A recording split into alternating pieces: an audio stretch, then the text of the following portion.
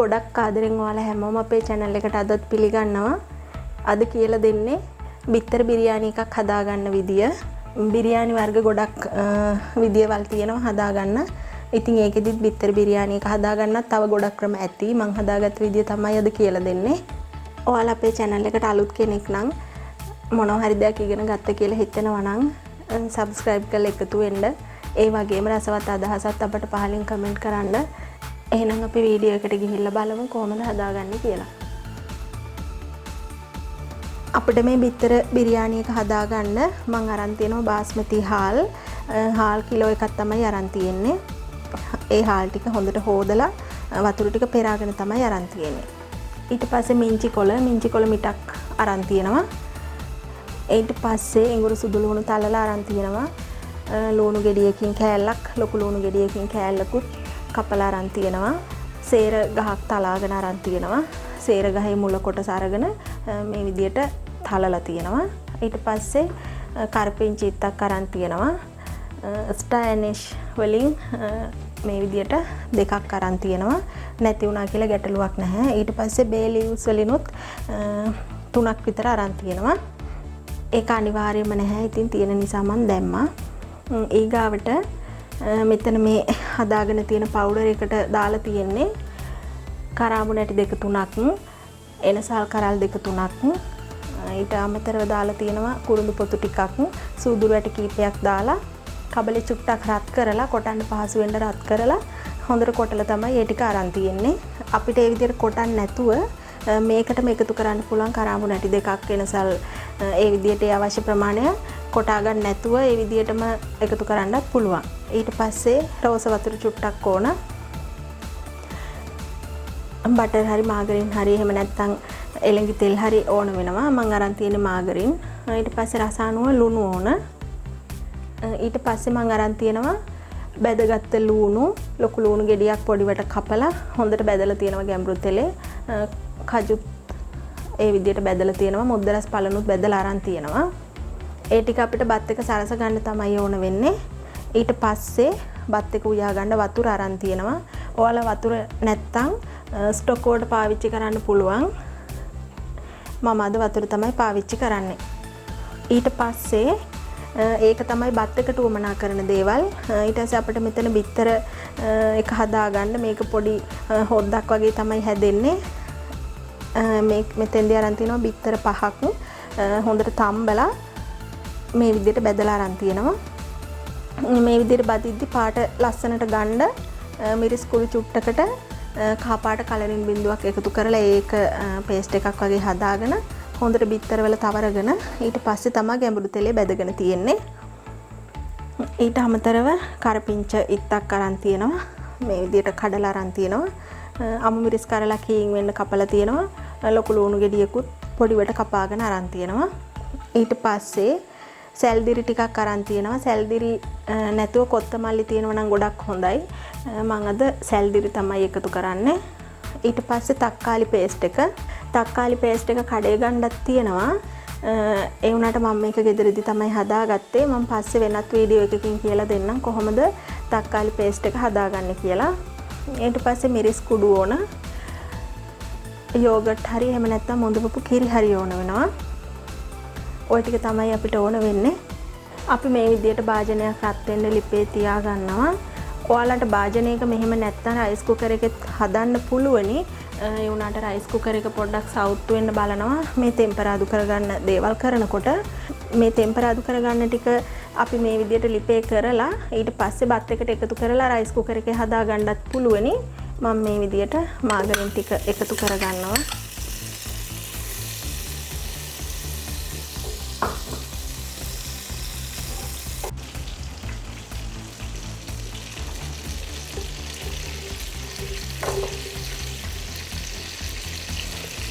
ඔය විදිහට රත් වෙනකොට අපි මේ කපාගත්ත ලුණු, ඉඟුරු සුදු ලුණු, සේර කෑලි ටික වගේ දේවල් ටික ඔක්කොම එකතු කරගන්නවා.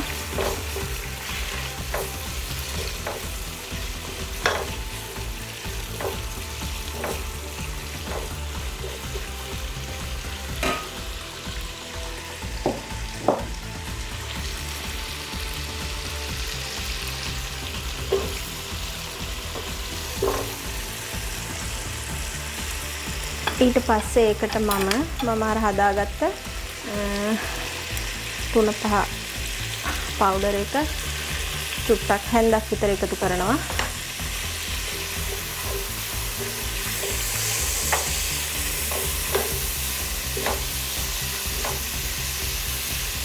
ඔය විදිහට කලවම් කරගෙන අපි මේ හොදගත්ත හාල් ටිකත් එකතු කරනවා.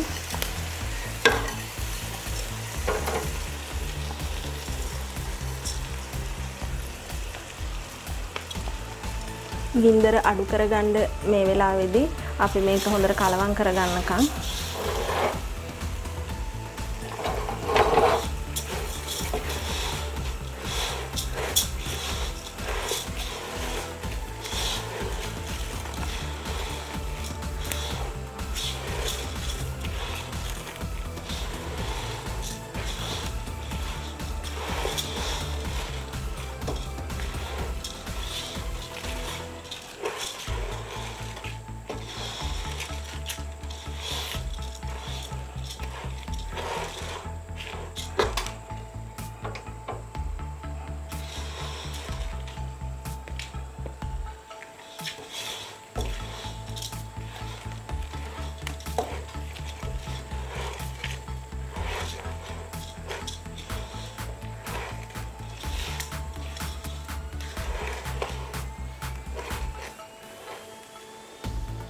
මේ විදිහට කලවම් කරගෙන අපිට උවමනා වතුර ටික දාගන්න ඕනේ.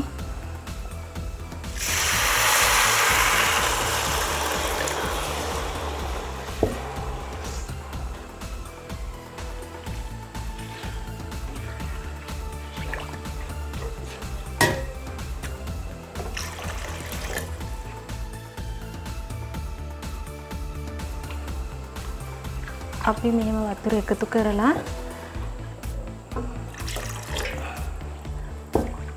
ගානට වතුර තියන්න ඕන. බත් එක ගොඩක් ඉදලා වැඩි වුණොත් එහෙම හොඳ නෑ. ඒ නිසා මේ විදිහට වතුර දාලා හාල් ටික මේ විදිහට සමතලා කරගෙන මෙන්න මේ ගානට විතර වතුර තියන්න ඕනේ.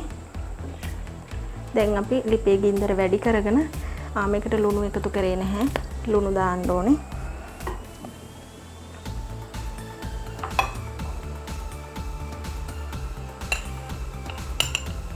මම ලුණු හැන්දක් මේ ලොකු හැන්දෙන් මේස හැන්දෙන් එකක් එකතු කරනවා. ඔයාලා ස්ටොක් වතුර පාවිච්චි කරනවා නම් ලුණු කල්පනාවෙන් එකතු කරන්න ඕන. මොකද චිකන් ඒව තම්බනකොට අපි ලුණු දාන නිසා. ඔය විදියට ලිපේ ගින්දර හොඳට වැඩි කරගෙන අපි බත් එක ඉදනකම් උයාගමු.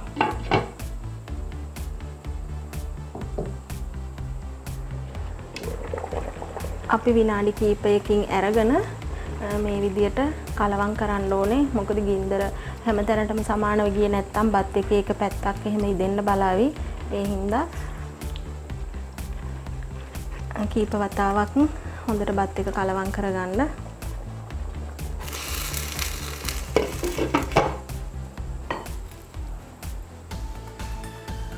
මම මේ අතරතුරේ දෙපාරක් විතර කලවම් කරගත්තා. දැන් බත් එකේ වතුර ගතිය අඩු වීගෙන එන්නේ. හැබැයි වතුර තියෙනවා. බත් එක ඉදිලත් ඉවර නැහැ. මේ වෙලාවේදී කරන්නේ අපි මේ කපාගත්ත මිංචි කොළ ටික. මම මේක හීන් වෙන්න නෙමෙයි ස්තරමක් ලොකුවට තමයි කපන්න තියෙන්නේ. ඒ ටික මෙහෙම එකතු කරනවා. එකතු කරලා ගින්දර අඩු කරලා අපි ආයේ මේ බත් එක උයා ගන්න ඕනේ. විනාඩි 2ක් විතර ගියාට පස්සේ මම ආය ඇරලා මේ විදියට කලවම් කරගන්නවා. හරිම සුවඳයි මේ වෙලාවේ බත් එක.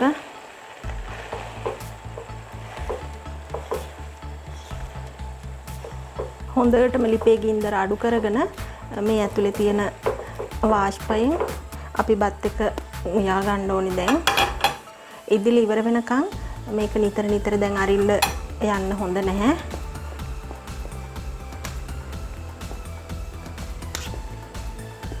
ඔය විදියට විනාඩි 4-5ක් විතර මට තියාගන්න ඕන. ඔයාලා දාන ගින්දර ප්‍රමාණය අනුව තමයි ඔයාලගේ බත් එක ඉදෙන්න යන කාලය තීරණය වෙන්නේ. ඔන්න දැන් අපේ බත් එක ඉදිලි ඉවරයි. ඕනවට වඩා ඉදෙන්න දෙන්න එපා. එහෙම වුණොත් රස නැතුව යනවා. ඔන්න ඔය විදිහට දැන් බත් එක උයාගෙන ඉවරයි. හරිම සුවඳයි. ඒක අපි දැන් පැත්තකින් තියාගමු ලිප ඕෆ් කරගෙන. දැන් අපි හදාගමු බිත්තර වලින් හදාගන්න බිත්තර හොදි එක. දැන් අපි බිත්තර හොදි එක හදාගන්න තමයි හදන්නේ. වළඳක් රත් වුණාට පස්සේ අපි ඒකටත් මාගරින් ටිකක් දාගන්නවා.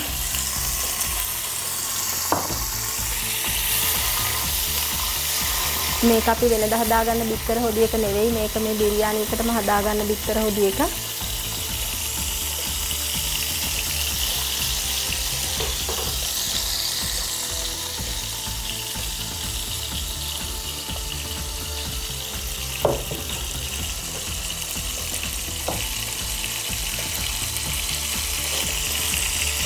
ඊට පස්සේ අපි මේ කපාගත්ත ලුණු ටික, මිරිස් කරල් ටික, කරපිංච ටික එකතු කරනවා.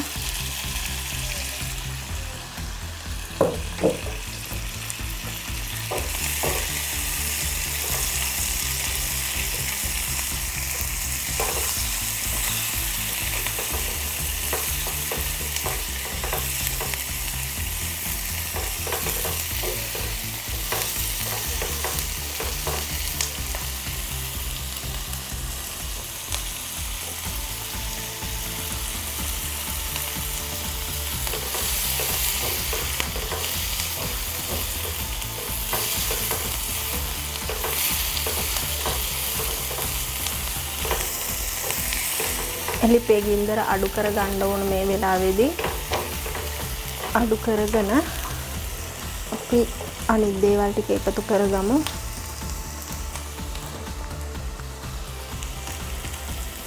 මිරිස් කුඩු තේ හැඳි එකමාරක් විතර එකතු කරනවා.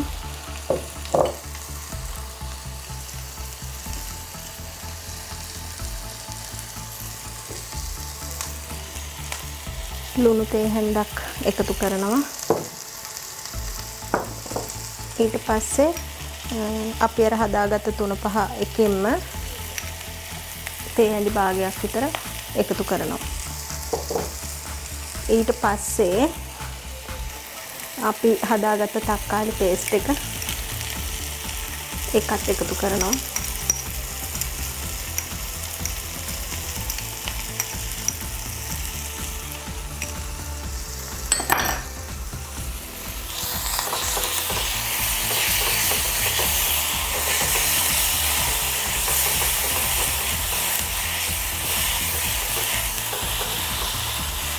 ඔය විදිහට ඒ ටික දාලා අපි වතුර චුට්ටක් එකතු කරනවා, ගොඩක් නෙමෙයි.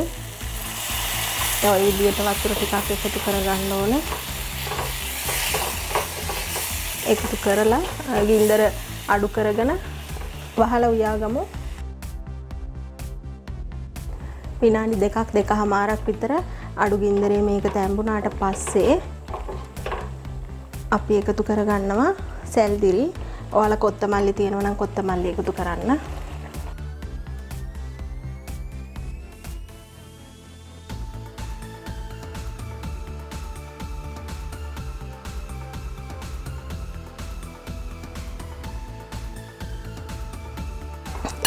ඊට පස්සේ එකතු කරන්න ඕන යෝගට් හරි මුදුවපු කිරි හරි. මම මේ විදිහට හැඳි දෙකක් දැම්මා.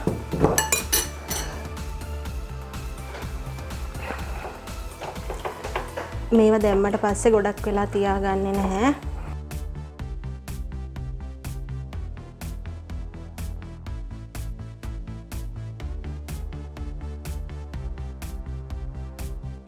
දැන් අපි එකතු කරගමු අපේ බිත්තර ටික.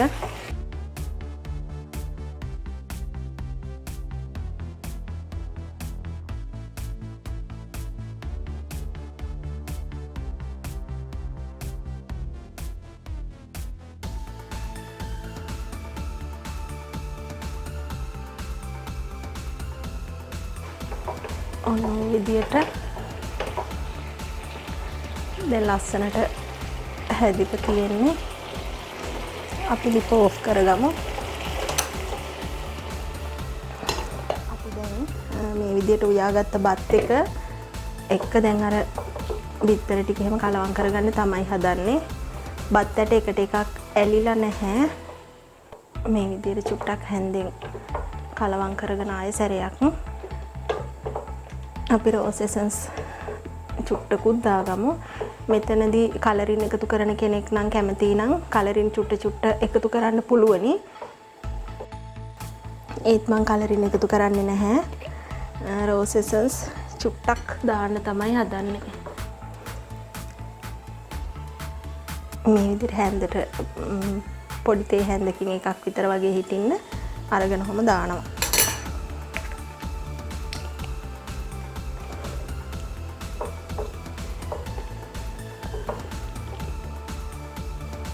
දැන් අපි හදාගත්ත බිත්තර මිශ්‍රණය මේකට එකතු කරනවා. ඔයාලා බිත්තර හදාගත්ත භාජනයේ ලොකු එකක් නම් බත් ටික ඒකට එකතු කරගන්න පුළුවනි.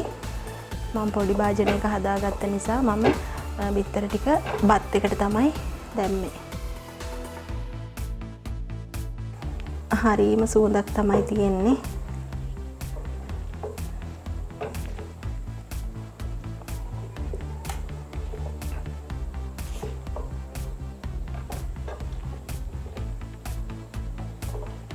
මේ විදියට හොඳින් කලවම් කරගන්න. බිත්තර ගෙඩි ටිකත් කැඩෙන්නේ නැති වෙන්න පරිස්සමට හොඳින් කලවම් කරගන්න.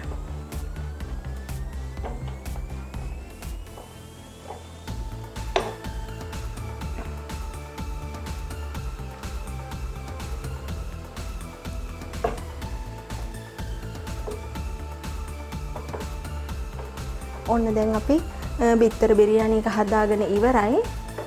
ඊට පස්සේ සරස ගන්න දේවල් තමයි කරන්න ඕන. ඊට පස්සේ මම උඩින් මේ විදියට බැදගත්ත මුද්ද රස පලන් ටික එකතු කරනවා.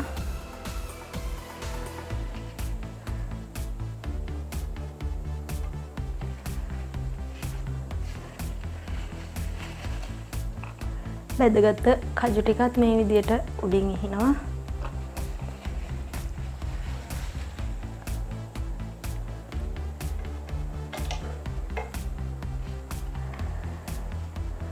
ලුණු ටිකත් මේ විදියට ඉහ ගන්නවා.